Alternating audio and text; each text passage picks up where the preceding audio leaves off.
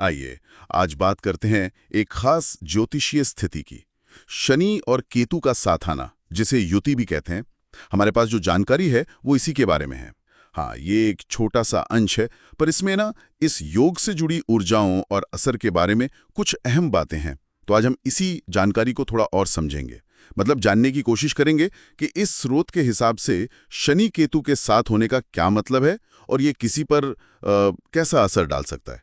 तो चलिए शुरू करते हैं। देखिए, इस जानकारी का जो सार है वो ये है कि शनि और केतु जब मिलते हैं तो एक बहुत तीव्र गहरी आध्यात्मिक ऊर्जा पैदा होती है।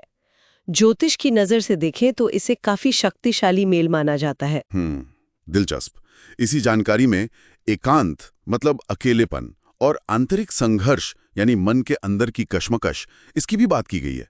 ये कैसे जुड़ा है इस योग से, जैसा इसमें बताया गया है। हाँ, यही पर बात थोड़ी और मतलब गहरी होती है।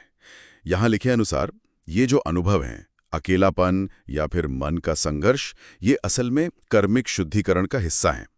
मतलब जैसे पुराने कर्मों का हिसाब साफ हो रहा हो। ऐसा कहा गया है कि यह योग व्यक्ति को अनुशासन, वैराग्य यानी मोह छोड़ने और गहरे आत्मचिंतन की तरफ आप कह सकती हैं मजबूर करता है। मजबूर करता है।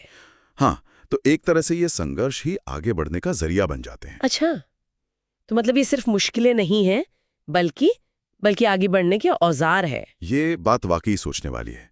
तो फिर अनुशासन, वैराग्य, आत्मचिंतन, ये गुण इन चुनौतियों से निकलने में कैसे मददगार साबित होते हैं इस जानकारी के हिसाब से? अगर हम इसे पूरी तस्वीर में देखें तो जानकारी ये बताती है कि अकेलापन और संघर्ष ये इंसान को बाहरी दुनिया की भागदौड़ से हटाकर अपने अंदर देखने को प्रेरित करते हैं। अंदर देखने को। हाँ, और ये आत्मचिंतन का मौका देता है।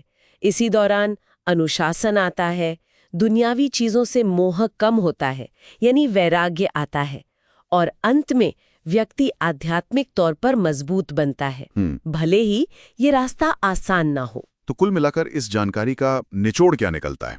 इसके अनुसार शनि केतु का साथ आना तीव्र आध्यात्मिक ऊर्जा लाता है, ठीक है, साथ में चुनौतियां भी देता है, जैसे अकेलापन और मन का संघर्ष, और ये सब मिलकर कर्मों के शुद्धिकरण की ओर ले जाते हैं, जिससे अनुशासन, वैराग्य और आत्मचिंतन के जरिए व्यक्ति का विकास होता है। यही है? बिल्कुल। और ये एक अहम सवाल भी खड़ा करता है। ध्यान दें कि जानकारी कहती है कि विकास मजबूरन होता है, कठिनाई के रास्ते से। हाँ, ये शब्द जरूरी है, मजबूरन। सही। तो सोचने वाली बात यह है, अगर कोई व्यक्ति इस तरह के ज्योतिषीय योग बनने से पहले ही मतलब अपनी मर्जी से सचेत होकर अनुशासन और वैराग्य को अपने जीवन में उतार ले तो क्या होगा? क्या तब भी रास्ता इतना ही मुश्किल होगा या शायद थोड़ा आसान हो जाए? ये एक बहुत अच्छा सवाल है सोचने के लिए। इसी विचार के साथ आज की ये चर्चा यहीं समाप्त करते हैं।